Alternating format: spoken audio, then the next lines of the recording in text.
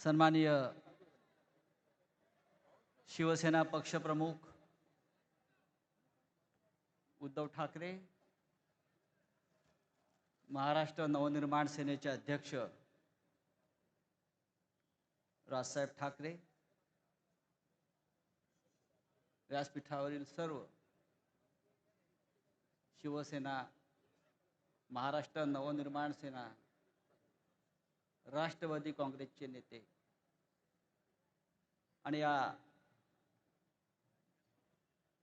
सभेला जमलेले सर्व निष्ठावान ठाणेकर बंधू आणि भगिनी, निष्ठावान या शब्दावर किती टाळ्या पडल्या पहा. कारण ठाण्यातली लढाई जी आहे, ती निष्ठावान विरुद्ध बेईमान अशी आहे. आणि आजही ठाण्यामध्ये जे बाळासाहेबांनी निष्ठेचं बीज पेरलं ते तसंच्या तसं मला दिसतंय. काल शिवतीर्थावर आतापर्यंतची महाराष्ट्राच्या इतिहासातली सगळ्यात विराट सभा झाली. त्या सभेत उद्धव साहेबांनी आणि राजसाहेबांनी जे तडाखे दिले त्या धक्क्यातून मिंधे फडणवीस अद्याप सावरलेले नाही. आणि आज जी ठाण्यातली सभा आहे, या ठाण्याला महत्त्व आहे. मुंबईच्या आधी जर शिवसेनेला किंवा बाळासाहेब ठाकरेंना जर कोणी सत्ता दिली असेल तर ती या ठाण्याने दिलेली आहे. त्या ठाण्याला परंपरा आहे. हे सांगतात, काही लोक विचारतात की पहा, फडणवीसांनी 100 सभा घेतात. मिंदे हेलिकॉप्टर घेऊन मुंबई ठाण्यातल्या ठाण्यात फिरतात आणि तुमची फक्त एकच सभा होती ठाण्यामध्ये. मी त्यांना सांगू इच्छितो, ठाकरे बंधूंना 1760 सभा घेण्याची गरज नाही. एक सभा पुरेशी आहे.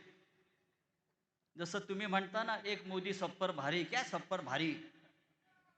आमच्याकडे 2 आहेत आता. सो सोनार की और 2 लोहार की. ठाणेकर,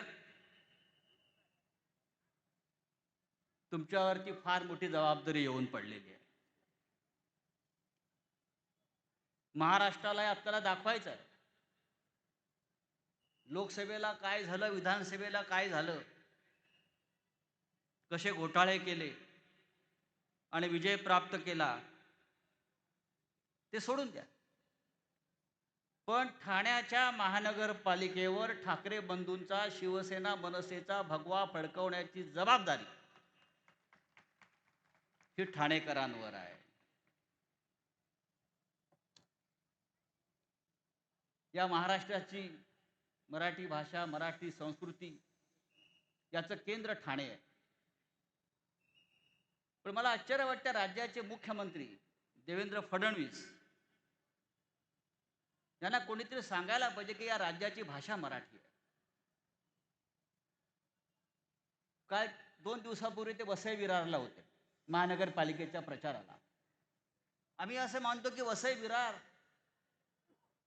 हा मराठी मुलूक आहे, पण आपल्या मुख्यमंत्र्यांनी तिथे हिंदीमध्ये भाषण केलं. वसई विरारची भाषा हिंदी कधी झाली? कशा करता हिंदीमध्ये बोलताय? हिंदीला विरोध नाही, पण वसई विरार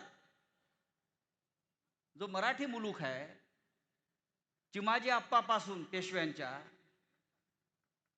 तिकडे तुम्ही मराठी ऐवजी दुसऱ्या भाषेचा वापर करता. म्हणजे तुम्ही एक भाग या महाराष्ट्राचा, मुंबईच्या आसपासचा हा कोणाला तरी आंदण देत आहे. ही लढाई जशी मराठी माणसाची, मराठी भाषेची आहे, तशी महाराष्ट्राच्या अखंडतेची आहे. आजच्या सभेला मी मगाशी गमतीने म्हणालो उद्धव साहेबांना, राज साहेबांना, आजच्या सभेचं अध्यक्षस्थान हे गणेश नाईकांना द्यायला पाहिजे होतं.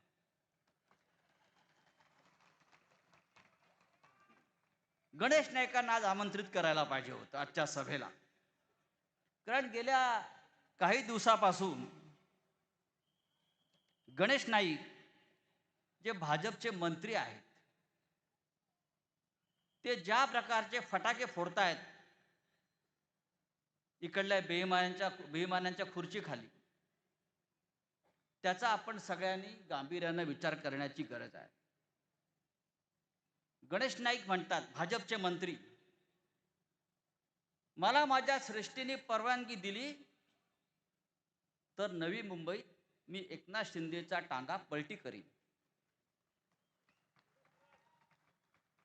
आणि त्याचे घोडे फरार नाही ते बेपत्ता करीन. हे कोण म्हणताय?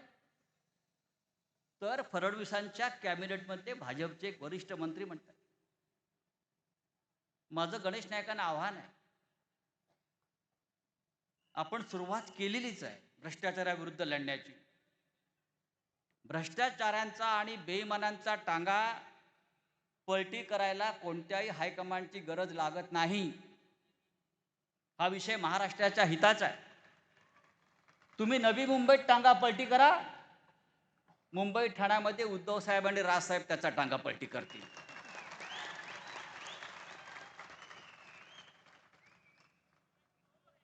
गणेश नाईक म्हणतात, भाजपचे मंत्री आहे, फडणवीसांचे खास, नवी मुंबईत हरामाचा पैसा वाटला जातोय. हरामाचा. आता हरामखोर हरामाचाच पैसा वाटणार. गणेश नाईकांना आमचं आव्हान आहे, हरामाचा पैसा म्हणजे कुठला पैसा? आपण मंत्री आहे, महाराष्ट्राच्या जनतेला कळू द्या की हरामाचा पैसा वाटला जातोय. हा हरामाचा पैसा या हरामखोरांकडे येते कुठून, हे सांगण्याची जबाबदारी सुद्धा आपली आहे. संपूर्ण महाराष्ट्राभरात हरामखोरांचंच राज्य सुरू आहे.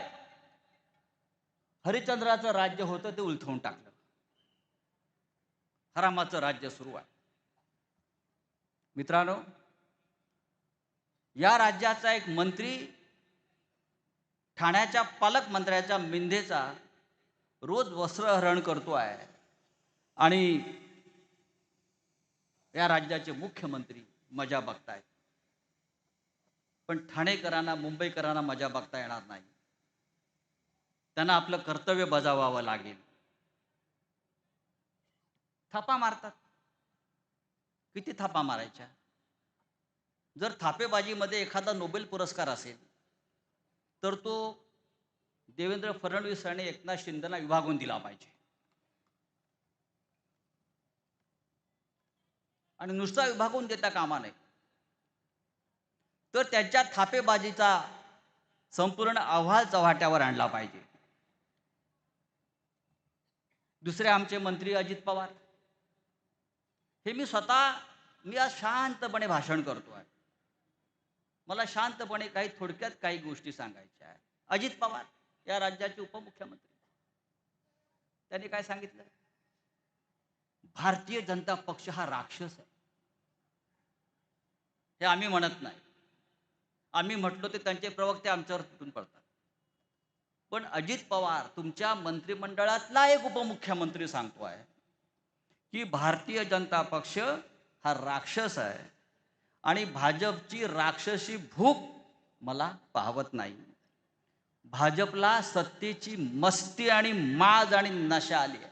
माज हा शब्द अजित पवारांचा आहे. आता हा माज उतरवायला उद्धव आणि राज आहेत. आपण त्यांच्या पाठीशी उभं राहिलं पाहिजे. माज उतरवण्याचं जे हत्यार आहे, जे औषध आहे, ते राज आणि उद्धव साहेबांकडे आहे. सध्या एक जाहिरात वृत्तपत्रामध्ये पाहायला मिळते, चोरलेल्या धनुष्यबाणाची. एक जाहिरात कशी आहे? जगणं झालंय छान कारण धनुष्यबाण चोरलेला तसं नसून जगणं झालंय छान, कारण तुम्ही चोरलाय आमचा धनुष्यबाण. हा धनुष्यबाण फार काळ तुमच्याकडे राहणार नाही. बाळासाहेबांचं पुण्य फार मोठं आहे. त्यांचा देवारातला धनुष्यबाण ज्याने चोरला तो अमितशाही राजकारणात टिकणार नाही आणि हा मिंदे सुद्धा राजकारणात टिकणार नाही. बेईमान आणि गद्दारांना इथे स्थान नाहीये आणि त्यात ते ठाणा हे लक्षात घ्या. मी शेवटचं एकच सांगेन की हा महाराष्ट्र छत्रपती शिवाजी महाराजांचा आहे. इथे निष्ठेला किंमत आहे. इथे कोणत्याही प्रकारच्या गद्दारीला स्थान मिळणार नाही. आज जे गद्दार महाराष्ट्राच्या सत्तेत आहेत, ठाण्यात आहेत, त्यांना विचारलं पाहिजे, ठाण्यातच प्रश्न विचारला पाहिजे. तुम्ही आमच्यावर आरोप करता ना, मुंबई महापालिका, अमुक महानगरपालिका. ठाण्याची महानगरपालिका खड्ड्यात कोणी घातली? सगळ्यात जास्त टेंडरबाजी आणि कमिशनबाजी कुठे झाली असेल महाराष्ट्रात, तर ती या ठाण्याच्या महानगरपालिकेत झालेली आहे. आणि त्याला जबाबदार कोण आहेत? तर ही ती गुंडांची आणि माफियांची टोळी जी या महाराष्ट्रात सत्तेवर बसलेली आहे. या अलिबाबा चाळीत चोरला, आता घरी बसवा. नुसता समोरून घोषणा देऊ नका. या महाराष्ट्रामध्ये उद्धव साहेब आणि राज साहेब यांच्या एकत्र येण्याने एक नवीन पर्व सुरू झालेलं आहे. हे पर्व वादळी आहे. एक वादळ निर्माण झालेलं आहे आणि त्या वादळाचे आपण साक्षीदार आहोत. हे वादळ नुसतं घोंगावत नाही आहे, तर हे वादळ तडाखे देत आहे. काल संभाजीनगरला हे महाशय होते, ठाण्यातले उद्धव साहेब. काल संभाजीनगरला, परवा हे महाशय संभाजीनगरला प्रचाराला गेले आणि त्यांचं स्लिप ऑफ टंग झालं. काय टंग ऑफ स्लिप काय म्हणता तुम्ही, ते स्लिप ऑफ टंग झालं. काय बोलले? कालपर्यंत हे महाशय असं म्हणत होते की माननीय उद्धव ठाकरे यांचं सरकार हे बाळासाहेबांच्या विचारापासून दूर गेल्यामुळे आम्ही सत्तेतून बाहेर पडलो. पण त्यांचं कालचं भाषण ऐका. ते असं म्हणतायत कालच्या भाषणात, 2022 साली आम्ही बाळासाहेब ठाकरेंच्या विचारांचं सरकार, त्याचं तख्तापलट केलं. बाळासाहेब ठाकरेंच्या विचारांचं सरकार हा त्यांचा शब्द आहे परवाच्या भाषणामध्ये. पहा तुम्ही, बाळासाहेब ठाकरेंच्या विचारांच्या सरकारचा आम्ही टांगापलटी केला. याला टांग्याची फार आवड आहे. आपलं सरकार आहे तेव्हा याला टांग्याला जुंपलं पाहिजे. बाळासाहेब ठाकरेंच्या विचारांचं सरकारचा आम्ही तख्तापलट केला म्हणतो आणि हे बाळासाहेबांच्या विचारांचे वारसदार स्वतःला मानतात. यांच्या जीवात झडत कशा नाहीत अशा प्रकारची वक्तव्य करण्यासाठी. तुमचा संपूर्ण नायनाट इकडली जनता करेल. एक प्रश्न नेहमी विचारला जातो आता अलीकडे मुलाखतीमध्ये, उद्धव आणि राजसाहेब एकत्र तर आले, पण ही त्यांची युती किती काळ टिकणार? तुम्हाला संपूर्ण जमिनीत गाडेपर्यंत. तुमचा संपूर्ण नायनाट करून महाराष्ट्रामध्ये एक नवीन पर्व सुरू करेपर्यंत आम्ही एकत्र आहोत आणि शेवटपर्यंत एकत्र राहू. आपण अशी साथ आणि समर्थन द्या. यांचा टांगा पलटी झाल्याशिवाय राहणार नाही. जय हिंद, जय महाराष्ट्र.